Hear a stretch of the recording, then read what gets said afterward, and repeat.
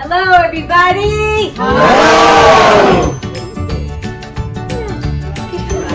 Okay, that's pretty loud. That's the loudest that an audience has been right off the bat for me in a really long time. But I know you got more in. We'll let you ready. You might still get Hello, everybody! Hello! Oh, that was great! That was fantastic. Thank you. Nice job. Welcome to Be Green with Amy. I'm Amy. Hi, Amy. And today we have a wonderful presentation. And it is something that is a little mysterious, beautiful, and hopefully plant-based. And even though those three words describe our presenter, that's not what I'm talking about. What I'm talking about is edible flowers. What do you want to learn about that? And maybe you want to incorporate that into your lifestyle.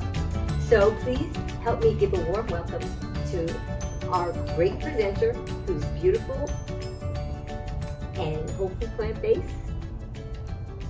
And her name is Rebecca.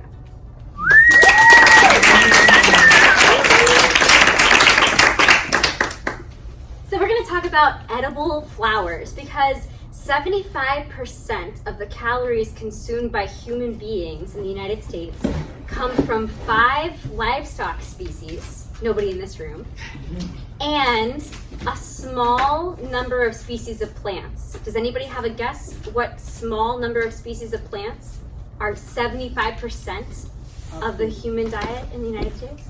Potatoes. Grains. Yeah. A number? 3, 5, 7, 12. 12 plants comprise 75% of the diet in the United States. So I thought, why don't we explore some other plants that we can add into our diets? So I'm going to talk about some flowers that you have definitely already eaten, and I'm going to talk about some flowers that you've probably seen, but probably have never eaten, and give you the chance to taste a few of those flowers as well. Scientists say that there are 300,000 species of flowering plants that might be something that we could eat. And I do want to give the disclaimer before I go any further that every website that I've gone to has said, don't go and just eat any flower. Make sure that it's a flower, you know what flower it is 100%, and you also know 100% that it hasn't been sprayed by pesticides and that it's been grown well. People don't give that disclaimer very often when it comes to food in the real world, but on the internet, that disclaimer is given all the time when it comes to flowers. So let's get started. There is a flower that you've probably eaten before, and you may not even think of it as a flower, and it is broccoli. Broccoli is an edible flower. It's harvested in the bud state before it actually gets a chance to flower. When broccoli flowers, it's yellow, and bees love it. And you can actually eat those little flowers too, but broccoli is probably something that you've eaten. It's an edible flower, and you've eaten it in the bud form. Another thing that you've probably eaten in the bud form is artichokes.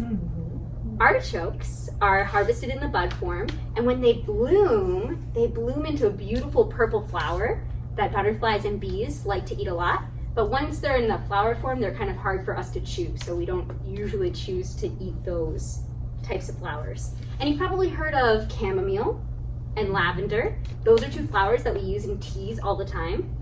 Chamomile is a natural remedy that has been used for centuries to lower risks of heart attack and cancer, and to aid in digestion and sleep. And lavender, it's said, can ward off osteoporosis because it's really high in vitamin A and vitamin C, calcium, and iron.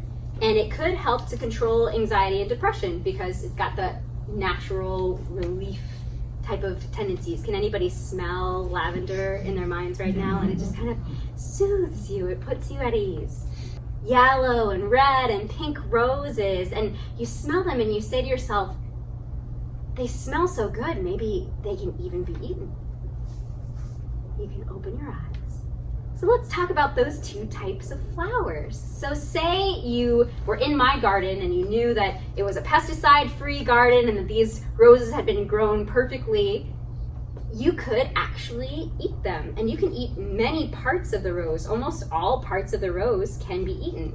So let's talk about different parts of the rose. The ancient Chinese used roses to treat digestive and menstrual disorders, and they're used to combat indigestion, constipation, urinary problems, stress headaches, and arthritis. They're really big in vitamin A and vitamin E. Let's talk about roses for a second.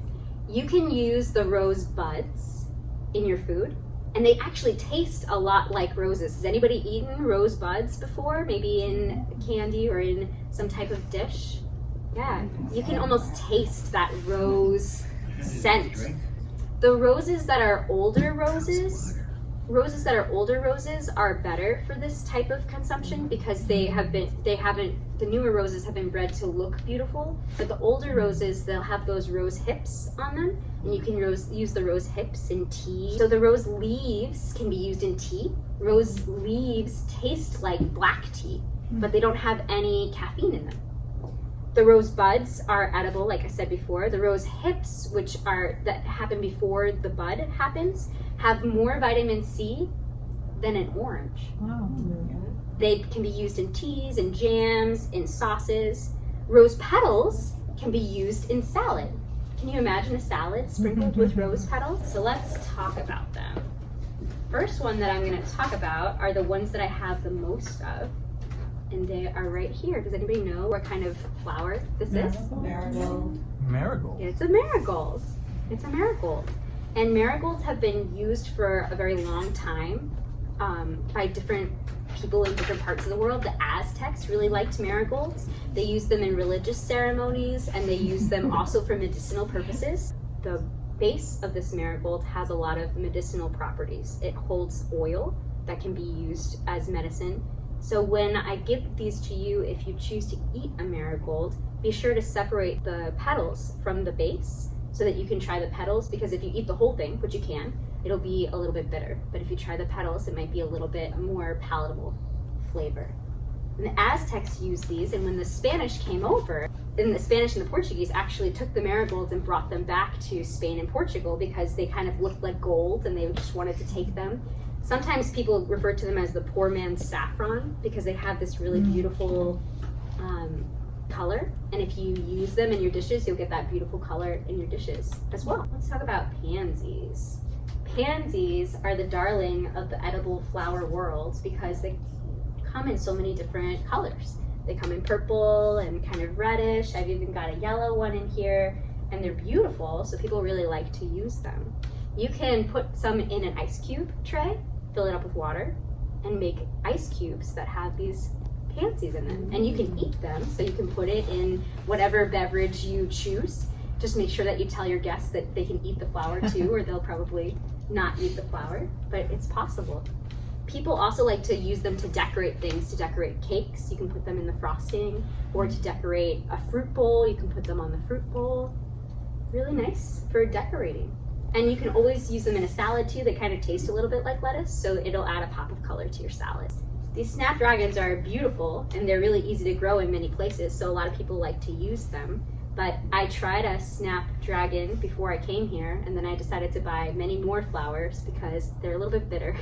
They look a lot better than they taste. But you can put them as a garnish on top of different foods, and you can remove the stamen from them and use them as a garnish because they're really beautiful and they come in so many different colors. But the people that are in this room have more of a bitter palate, so maybe you won't find them very bitter. You can try them, but they're not so great on their own. These are dianthus, and they have some medicinal properties too. They have been used to heal urinary tract infections and urinary stones, and they aid in digestion as well. Be sure that you know where these flowers come from before you eat them, especially roses, etc. And the last flower that I want to leave you with is this beautiful orchid. This is not just a decoration. These orchids actually can be used and actually can be eaten. And this is the type of orchid that people like to put on top of cakes. Or maybe you've been to Hawaii or another tropical place and you've seen it in a salad or you've seen it in a stir fry. A lot of times people use it to adorn different foods. This type of orchid is the type of orchid that you can use. It's a dendrobium orchid, and that's the type of orchid that you can find and use in dishes. So that is an exploration of the edible flower world, and I hope you learned a little bit. What flower and enjoy them and make them a part of your whole food plant-based world. And I want to thank again my lovely daughter Rebecca. Can you guys give her another round of applause? I want to thank you guys for sharing this moment with us, and we hope that you will remember to click up here and what do they do? Subscribe. Why, I didn't hear you. What? Subscribe! God, that's right. The bell. And then Joanne said, ring the bell, because then you'll get notifications of new videos coming out. And until we see you again, remember, be strong, be well, and be green!